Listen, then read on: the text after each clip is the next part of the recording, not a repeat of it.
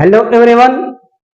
SSC, CGL, CHSL, steno, CPO जैसी एक दिवसीय परीक्षाओं की तैयारी करने वाले सभी स्टूडेंट्स आज इस क्लास को एकदम कंसंट्रेट होकर देखें, क्योंकि आज हम आपको पढ़ाएंगे कि इफ क्लॉज में विल का प्रयोग किस कॉन्सेप्ट और किस किस कंडीशन में यूज होता है। मैं यहां कंडीशनल नहीं बोल रहा हूं, इफ क्लॉज में, क्योंकि इफ क्लॉज नाउन क्लॉज में भी आता है और कंडीशनल में भी आता है। ठीक, तो आइए देखते हैं इफ क्लॉज में विल का प्रयोग। तो देखिए, इफ क्या है, आपका कंजंक्शन है। तो I will tell you if he will help Rita. अब ये सेंटेंस क्या है, 100% करेक्ट है।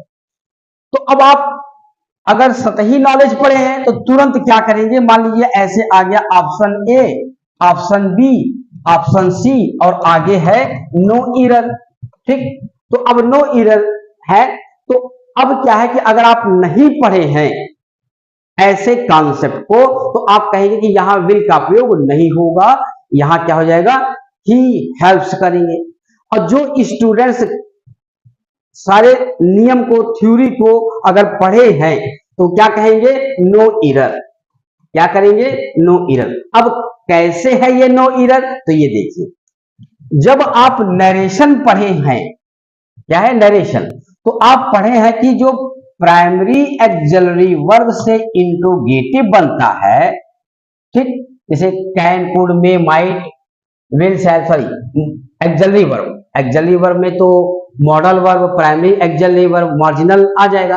तो एक्सिलरी वर्ब की बात कर रहा हूं, मतलब can, could, may, might, will, shall, यहां डू, डस, डिड, मतलब जो हेल्पिंग वर्ब आप बोलते हैं, अगर उनसे वाक्य की शुरुआत होती है तो हम इफ या वेदर में चेंज करते हैं ना। जैसे यही सेंटेंस देखिए, I will say to you, मैं तुमसे कहूंगा, कामा, इन्वर्टेड कामा,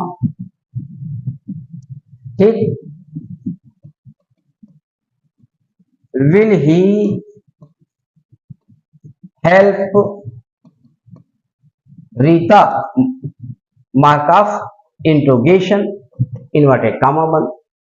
अब आपने ये पढ़ा है कि जब रिपोर्टिंग वर्ब का टेंस प्रेजेंट या फ्यूचर में होता है तो हम रिपोर्टेड स्पीच के टेंस में कोई बदलाव नहीं करते हैं, बल्कि प्रोनाउन चेंज होता है, वो तो हमेशा प्रोनाउन चेंज होगा।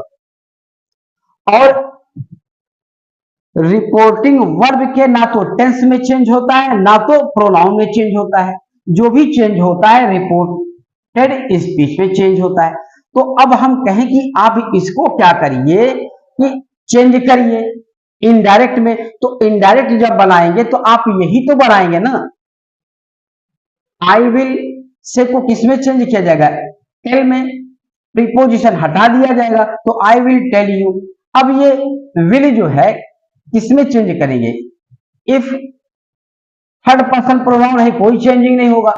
टेंस फ्यूचर इंडेफिनिट है तो फ्यूचर इंडेफिनिट ही रहेगा, क्योंकि ये क्या है, फ्यूचर में है। तो रिपोर्टिंग वर्ब जब प्रेजेंट या फ्यूचर में होता है तो टेंस में बदलाव नहीं होगा।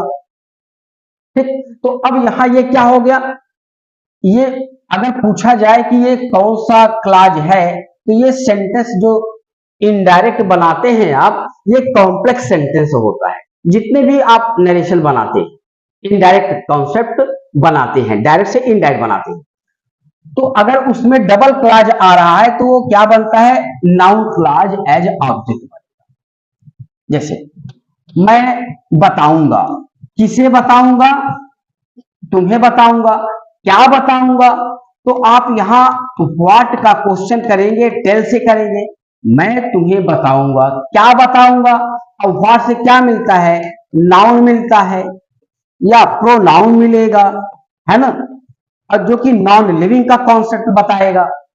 तो मैं तुम्हें क्या बताऊंगा, if he will help Rita, क्या वह रीता की मदद करेगा। तो ये कॉन्सेप्ट आपका है। अब आगे देखते हैं क्वेश्चन।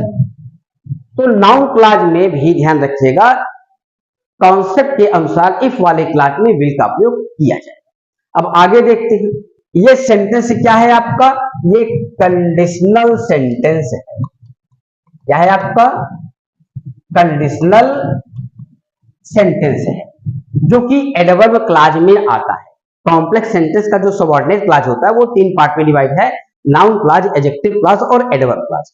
और इसमें ध्यान रखिएगा, आई विल टीच यू, मैं तुम्हें पढ़ाऊंगा, if it you to get a better job. तो इसमें आंसर अगर आप नहीं पढ़े हैं तो आप कहेंगे कि बी होगा। अगर आप कॉन्सेप्चुअल क्वेश्चन नहीं पढ़े हैं, कॉन्सेप्चुअल थ्योरी नहीं पढ़े हैं, तो आप तुम्हें बीमार होंगे। जबकि ऑप्शन ए भी सही है और बी भी सही है। तो यहां क्या है, आइदर ए और बी, या तो ए करिए या तो बी करिए, दोनों एक साथ नहीं आएगा। ध्यान रखिएगा कि आप ऐसे कर दे कि I will teach you if it will help and helps, तो ये गलत हो जाएगा। मेरा कहने का मतलब है कि आप ऑप्शन ए या बी दोनों लगा सकते हैं। अब इसका नियम क्या है ये भी बता दें।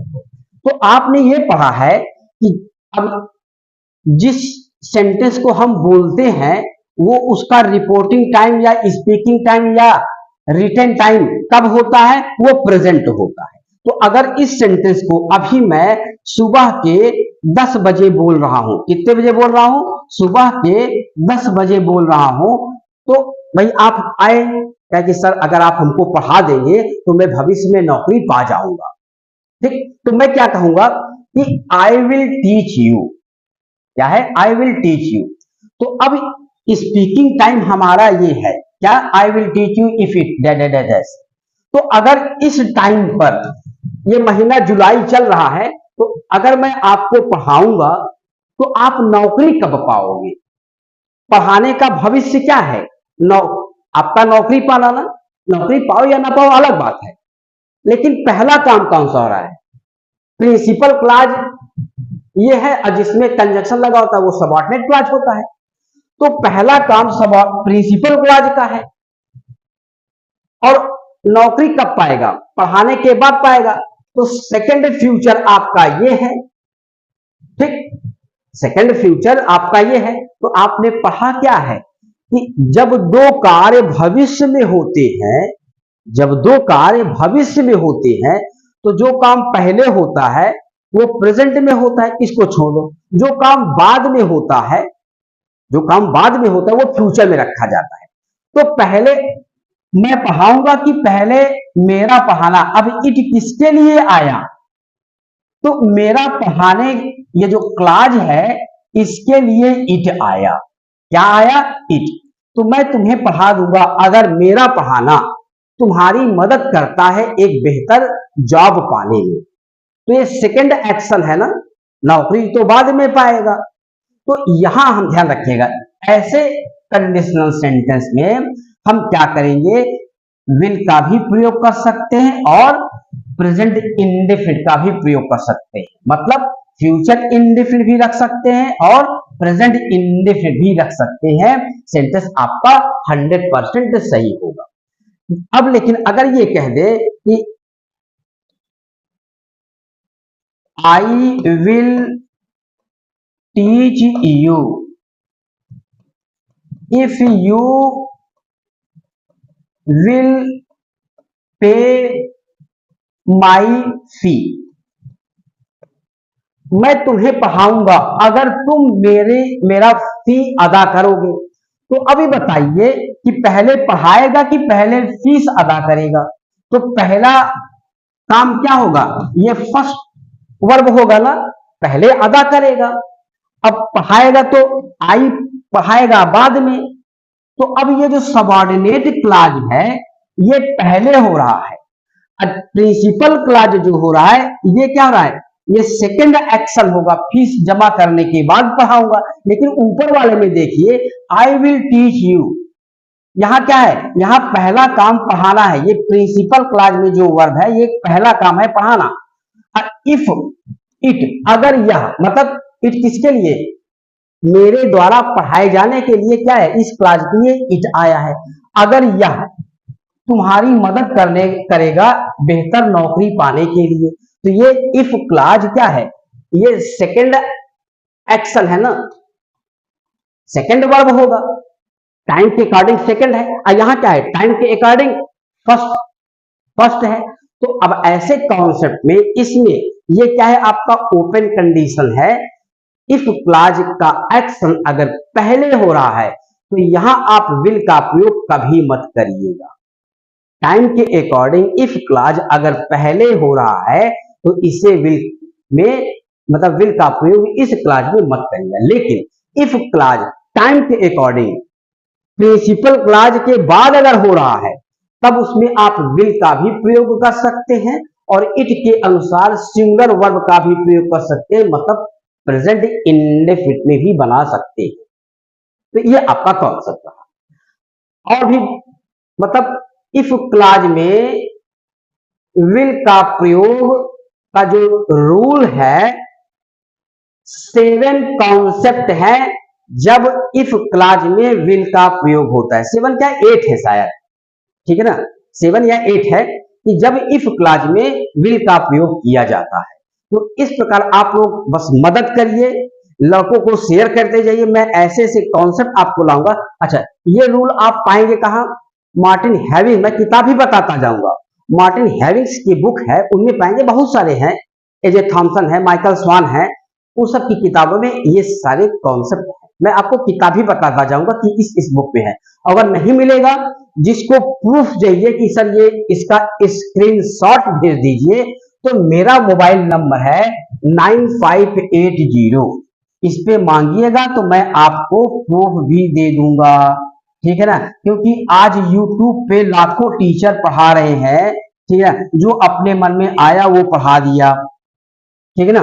देखिए जैसे कभी कभी स्पॉटिंग एरर या क्वेश्चन सॉल्व कर रहे हैं आप, तो वहां देखिए आप ध्यान नहीं दिए, वहां स्लिप हो गया, अलग बात है। लेकिन थ्योरी अगर आप रूल ग्रामर का रूल पढ़ा रहे हैं तो वहां गलती नहीं होनी चाहिए आपसे, अगर आप टीचर हैं,